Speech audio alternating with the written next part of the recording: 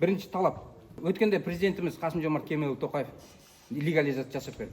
Жасады ма? Жасап берді. Сол легализацияға үлгермей қалған. Жолда болып, сонан кейін жаңа қыркүйектен келген машина, сон қазақ еліндегі шетел көліктерінің бәрін заңдастырып берсін. Екінші легализация жасап берсін. Ол талап, бұл сұрақ емес, бұл талап. Конкретно халықтың талабы. Екінші, мен бұған қоя кетейін, екінші. Бізде қазақ елінде қанат саған сұрақ. Приватизация қанша рет болды? Мына өкіметке жұмыс бюджетниктерге приватизация қанша рет болды? 4 рет болды. Неге халыққа екінші рет легализация жасамасқа? Неге? Содан кейін екінші вопросым, екінші сұрағым. Легализация барысында, президентіміз легализация барысында бәрімізді рахмет, жаңағы шетел көліктерін бәрін легализациялап берді, халқым солай ғой? Легализация берді, 305 мың машина легализация берді. Сол легализация барысында 305 мыңның 70% праворуль машина. Праворуль машина. 70% қанат. 70% праворуль машина. Сол 70% машина праворуль өкімет президентіміз оны білді ғой, праворуль машина екен. Мыналар менің халқым күнін көрсін, жаңа ипотекасын жапсын, кредитін төлесін, бала шағасын асырасын. Сөйтіп бізге легализация, таксовать етсін деп легализациялап берді. Ал сен, қанат, не істеп отырсың? Сол легализациялап берген машинаның жаңа қазақ елінде жүріп жүрген шетел көліктерінің бәріне праворульді не істеп отырсың? Запрет қойып отырсың. Если сенің заводың конкурентный способен болса, неден қорқасың, айтшы? Үшінші вопросым. Қанат, сен өзің осы жұмысқа келгелі, сен де қана халықтың жағдайын шешіп жатқан жоқсың.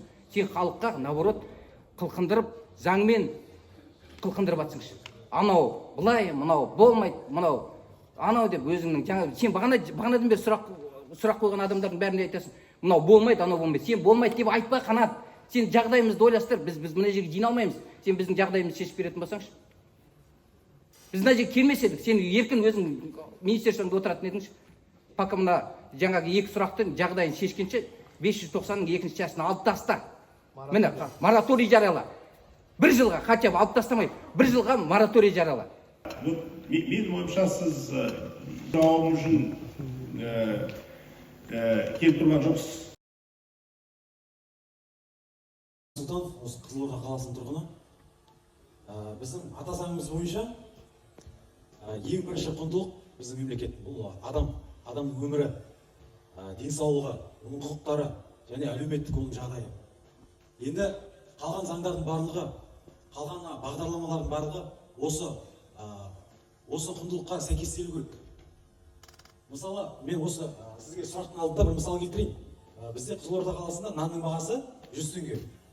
Бірақ наубайханадан келіп сатылатын негізі нанның өзіндік құны 100 теңгеден әлдеқайда жоғары.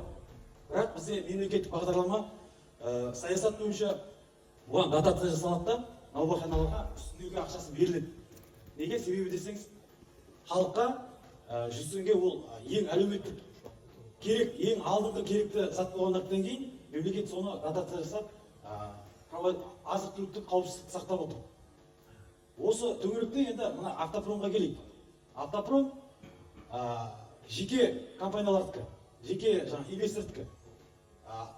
Автопром жаңағы қазіргі таңда 13 миллионның машинасы, мен алдынан бері келтіріп жүрмін осыны.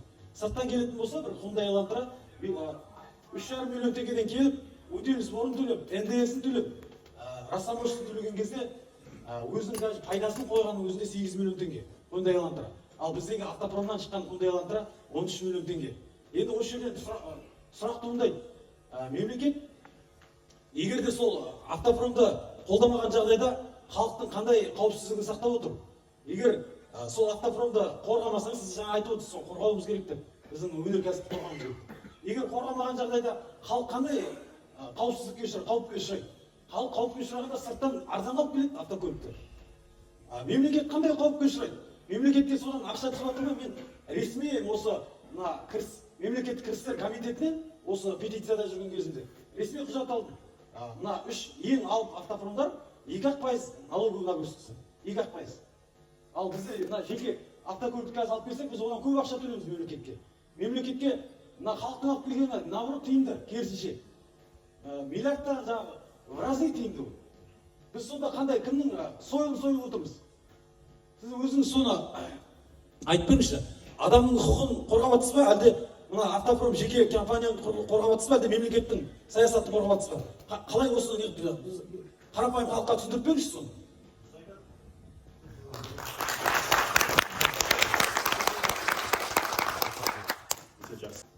Менің ойымша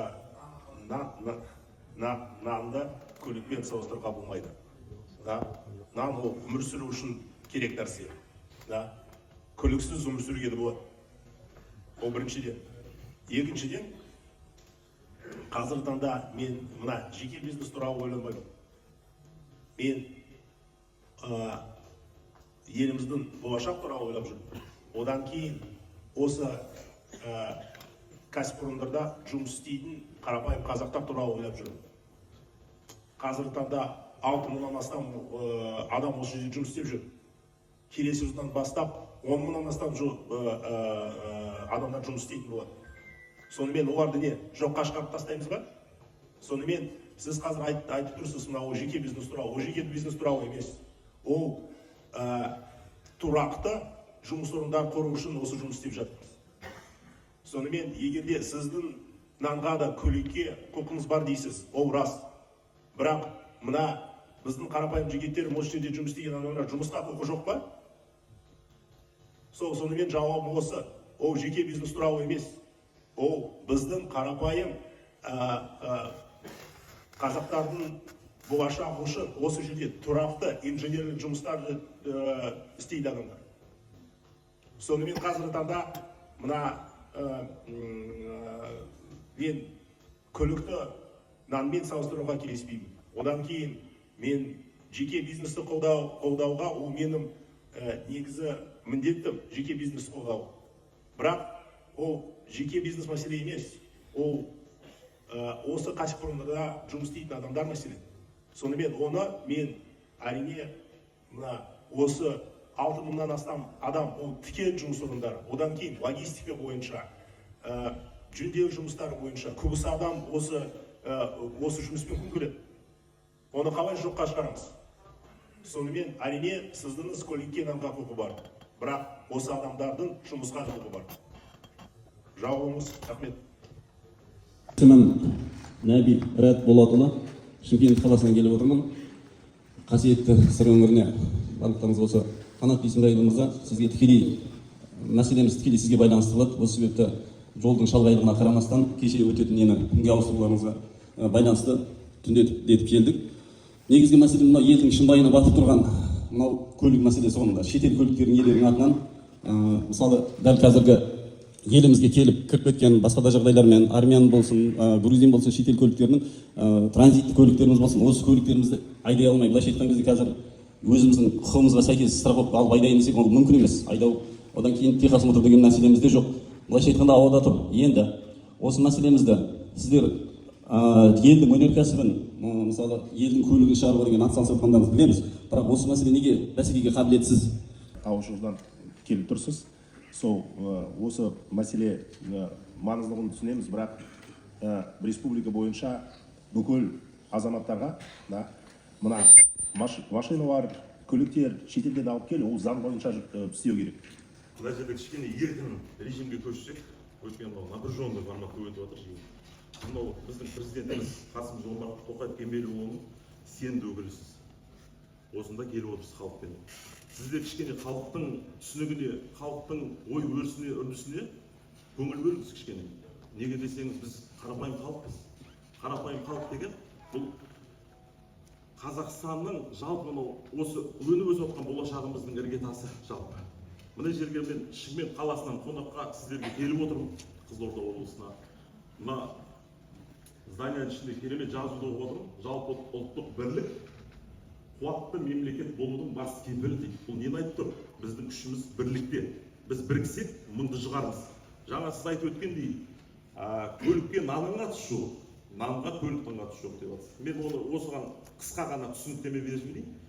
Көліктің нанға тікелей қатысы бар. Неге десеңіздер, сол нәрсені тасымалдайтын көлік, темір жол саласы, жүк тасымал логистика болсын, адамдарды тасу бойынша. сол себептен менің бұл жерде өтінішім, халықтың сөздерін жалпы бәрін түсініп отыр, бір деңгейде болып, қарапайым тілмен президентіміз айтып кеткендей, айтты ғой, алыс статистикалардан, түсініксіз нәрселерден, халықтар түсінбейтін нәрселерден шамалы алыстау болайық. Халық түсінетін жалпақ тілмен айтқанда бізге түсінікті болып, халық қорықпай, мына жерде мысалы сұрақ қойғысы келіп тұрғандар бар, бірақ мына микрофон жанына келу олар үшін үлкен ерлік. Қорқып тұрады да, осы үрдістерді біз алып тастауымыз керекпіз. Бір деңгейде, бір түсінікті волнада осы нәрсені бүгін бекітіп, бірігіп, бір жеңіл жағын қарастырып, халықпен бір шешімін айтып, бір халық обратный связін алып, бір жеңілденсе деген мендегі сондай бір ұсыныс. Рахмет. Халықты тыңдауымыз керек. И дәл осы кезде мына бүкіл сұрақтарды тыңдап отырмын. Бүкіл сұрақтарды жазып жатырмын. Әрине халықтың айтқанды тыңдау керек. Бірақ қазіргі таңда ең алдымен әрине оценка жасауымыз керек. Қанша шетелден алып келген көліктер Қазақстанда қазір бар, регистрация өтпеген. Оны қарастырамыз.